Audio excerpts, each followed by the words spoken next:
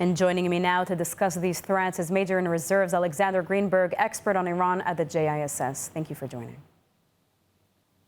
Thank you for having me. So, according to a New York Times report, the next war between Israel and Iran is inevitable. Analysts say new conflict is not a question of if, but when. Would you say that this is correct? No, I wouldn't say that it is correct. Of course, conflict remains possible. That's true.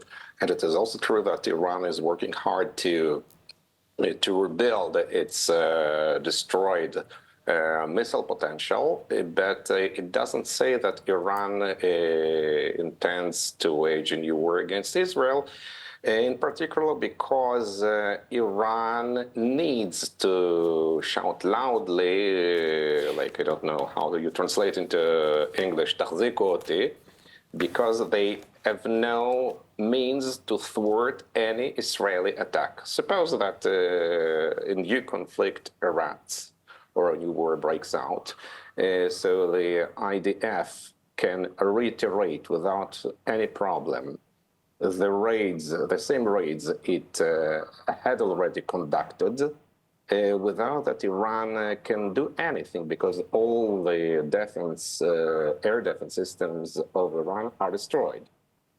So what you're saying is basically that they're barking louder than they can actually bite. Yes, again, but I precise, it doesn't mean Iran is not dangerous and we should be calm and do nothing. But if we assess the real capacities of Iran, they are obliterated. Maybe they decide to go suicidal and to launch new ballistic missile strikes. Okay, suppose let's make a simulation and imagine what will happen. So it will award to Israel a perfect casus belli, and we can strike Iran again and strike new targets that we haven't stricken during the 12-day war.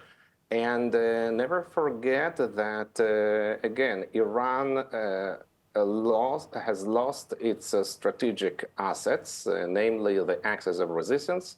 They don't have Hezbollah, they don't have Iraqi pro-Iranian militias, they have only Houthis, but they haven't launched a missile for sufficiently a long time. Now, inside Iran's leadership, there appears to be two camps, one pushing for negotiation, one preparing for direct war. Which side do you think is gaining ground?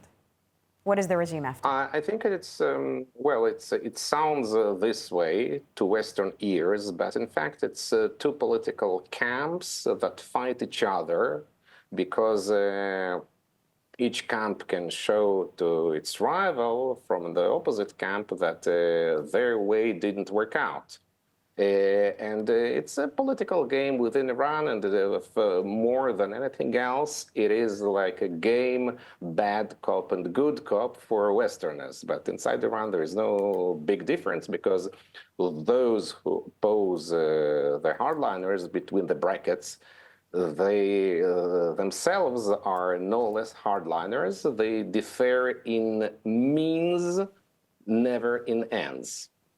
Now, President Trump constantly speaks of obliterating Iran's nuclear capabilities, how they've destroyed them completely.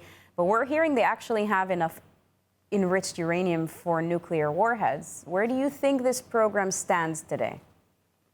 I think President Trump is right. The nuclear program was factually obliterated. Of course, it can never be literally obliterated in the sense that that nothing remains of the nuclear program. But given the amount of effort, manpower, resources, both financial and military and scientific, it is hardly fathomable that Iran can be able to launch from scratch its nuclear program. It's true that, again, of course, they are proud of their nuclear program. They promise they will never give it up, etc., but it highlights not so their real intentions, but rather their intentions to give up nothing. It means that no arrangement or talks with the West or with the US in the offing. The Iran won't change. This is the bottom line. Now, we're also hearing that key ingredients for rocket fuel like sodium perchlorate from China are reaching Iran legally. So it seems Iran is navigating the sanctions and collaborating with China as well. Yes, it's okay. They are doing that. They acquired much experience in sidelining contorting the sanctions, and of course, if they are not stopped physically, they will keep doing that. I think it's elementary. But I don't think, again, that China is interested in helping Iran just to bolster Iran's capacities. China does something for its own interests, and it is dangerous, it is bad, of course, but I don't think that this Chinese assistance will rebuild and beef up Iran's missile potential. Major in Reserves Alexander Grinberg, thank you very much. Thank you.